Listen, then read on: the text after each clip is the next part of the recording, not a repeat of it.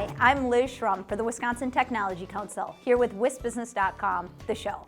Just ahead, Tom Still talks about the consequences of a decline in federal funding for academic research. And Google's Jim Laudon talks about why one of the world's largest tech companies has an office in Wisconsin. And now, here's the WisBusiness.com stock report. Rising water technology. The U.S. Small Business Administration has designated Milwaukee's water technology cluster as one of 4 new regional innovation clusters across the country. The cluster will utilize at least $500,000 in SBA funding to establish a center of excellence for freshwater innovation and small business development. Services at this center will include technology transfer, counseling, acceleration, and mentorship. This builds on the work of the Water Council and UW-Milwaukee's School of Freshwater Science. And falling. Cybersecurity. For major companies, the risks and realities of cyber attacks on computer systems and customer accounts have hit all too close to home. JP Morgan Chase is the latest to be hit, revealing that 76 million household accounts and 7 million small business accounts were hacked this summer. Wisconsin's cybersecurity needs were recently discussed at a summit held at Marquette University. And now, here's Tom Still with his Inside Wisconsin commentary.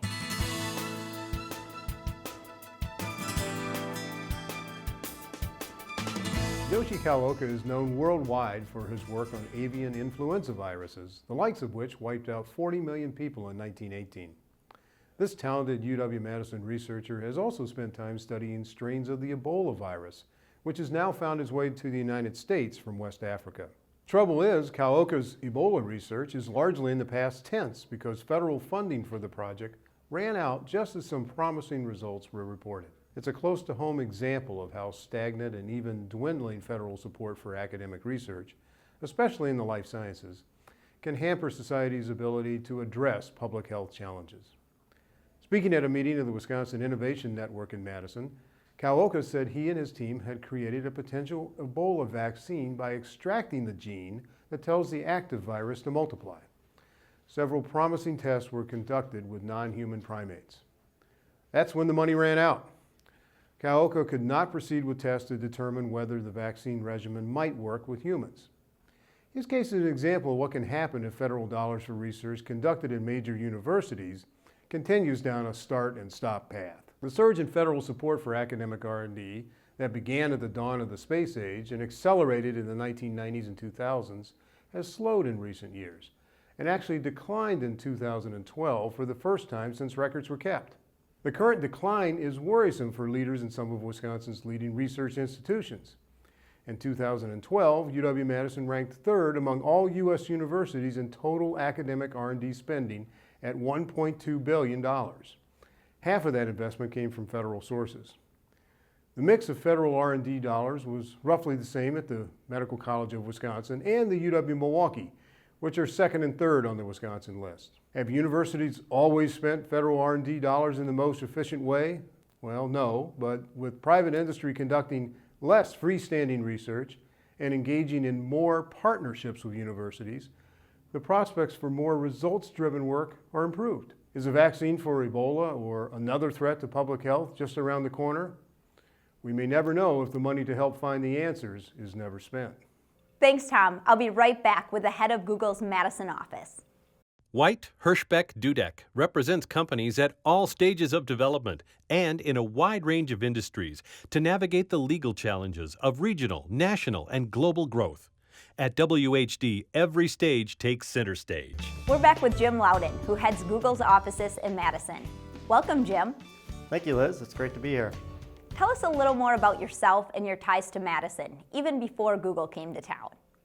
Well, I'm a native of Wisconsin. I grew up in Plover, Wisconsin, and I went to the UW-Madison for my undergraduate. And then from there, I went to grad school at Stanford, and so that's how I ended up in sort of Silicon Valley. And so I was in a number of different companies, some startups, some more established companies in Silicon Valley, and then I moved back to Madison in 2003, working remotely for Sun Microsystems. And then in 2007, I started the Google office in Madison, along with a UW professor, Jim Smith. Google opened a Madison office more than 6 years ago. How big is your team today, and what is its main focus? So we're getting close to 40 people today, and we're continuing to grow. We're actively hiring people, and we've added over 10 people over the last year. The office is part of the platforms organization at Google, which is the group that's responsible for the hardware and the low-level software that goes into Google's data centers. So we have both a combination of hardware and software engineers in the office, although it's predominantly software engineers. We have a number of projects spanning hardware and software, including distributed storage systems, high-performance networking, and future server design. And what does Google like about Madison, Wisconsin, and for that matter, the upper Midwest? Well, Google is here for a couple of reasons. Number one, the talent.